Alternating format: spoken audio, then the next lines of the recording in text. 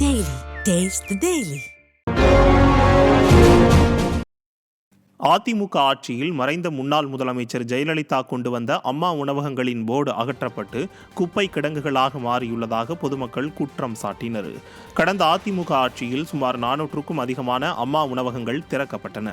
இதில் ஏராளமான அம்மா உணவகங்கள் மூடப்பட்டு தற்போது 380 அம்மா உணவகங்கள் செயல்படுவதாக மாநகராட்சியின் தகவல்கள் தெரிவிக்கின்றன. இந்த நிலையில் ஸ்டாலின் மகன் தொகுதியான திருவல்லிக்கேணியில் 4க்கும் அதிகமான அம்மா உணவகங்கள் பராமரிப்பின்றி போர்டு அகற்றப்பட்டு மோசமான நிலையில் உள்ளன.